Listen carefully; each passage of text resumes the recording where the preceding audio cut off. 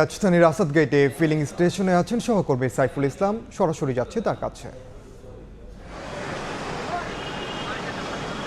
তীব্র গরমে ঘন্টার পর ঘন্টা 2 লিটার তেলের জন্য আমার পাশে যে বাইকারটি দাঁড়িয়ে আছেন তারা হচ্ছে শুধুমাত্র এই বাইকার না, যতগুলি বাইকার আছে এই 2 লিটার তেলের জন্য কিন্তু তারা ওয়েট করছেন। এর পাশাপাশি যে আমরা পাশে প্রাইভেট কার দেখছি সেটিও কিন্তু মাত্র 10 লিটার তেল। তবে এর মধ্যে দিয়ে যে ঘন্টার পর ঘন্টা গাড়িটা নিয়ে পাম্পের যে ফুয়েল যেখান থেকে ইনজেক্ট করা হয় সেই জায়গা পর্যন্ত পৌঁছাতে কিন্তু তাদের এর মধ্য দিয়ে কিন্তু তাদের আবার ফুয়েল খরচ হচ্ছে, এটা কিন্তু একটা বড় বিষয়। তবে এক্ষেত্রে বলে রাখি যে আমরা দেখতে পেরেছি এখানে যে প্রায় 2 থেকে 3 ঘন্টা যাবতে কিন্তু এক একজন এই যে মোটরসাইকেল আরোহী কিন্তু এখানে ওয়েট করছেন শুধুমাত্র 2 লিটার তেলের জন্য। অন্যদিক থেকে আমরা যদি এই যে আসাদ গেটের এখন যে তালুকদার পাম্পের যদি আমরা সিরিয়ালটা একটু দেখাই, না হলেও অন্তত কিছুক্ষণ আগে আমরা এখান থেকে ঘুরে এসেছি, এই পাশ দিয়ে গিয়ে প্রায় সংসদ ভবন পর্যন্ত বা সংসদ ভবন পার হয়ে গেছে আমরা যতটুকু জানতে পেরেছি, বা বিজয় সরণি পর্যন্ত এই গাড়ির লাইন আছে আমরা জানতে পেরেছি। তবে এখানকার এই যে উৎসুক যে চালকরা আছেন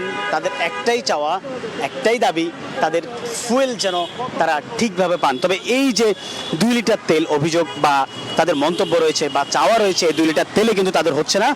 কেননা হচ্ছে যে পরিমাণ ফুয়েল তাদেরকে দেয়া হয় সেই পরিমাণ ফুয়েলে তারা দীর্ঘক্ষণ ড্রাইভ করতে পারবে না।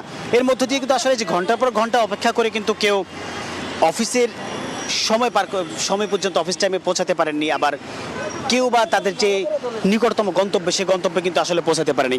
তবে সর্বোপরি এক্ষেত্রে বলা যায় যে আমরা পাম্প মালিকদের সাথেও কথা বলেছি, পাম্প মালিকরা বলছেন যে ডিপো থেকে তেল সরবরাহ কম থাকায় হচ্ছে এরকম জটিলতা হয়েছে। তবে আমরা এর মধ্যে দিয়ে দেখতে পেয়েছি যে রাজধানীতে শুধুমাত্র এই যে কয়েকটা পাম্প তেল সরবরাহ করলেও বেশ কিছু পাম্প কিন্তু বন্ধ রয়েছে। তাদের অভিযোগ একটাই, ডিপো থেকে যদি স্বাভাবিক সময়ে তেল সরবরাহ করা হয় তাহলে তারা সরবরাহ করতে পারবেন।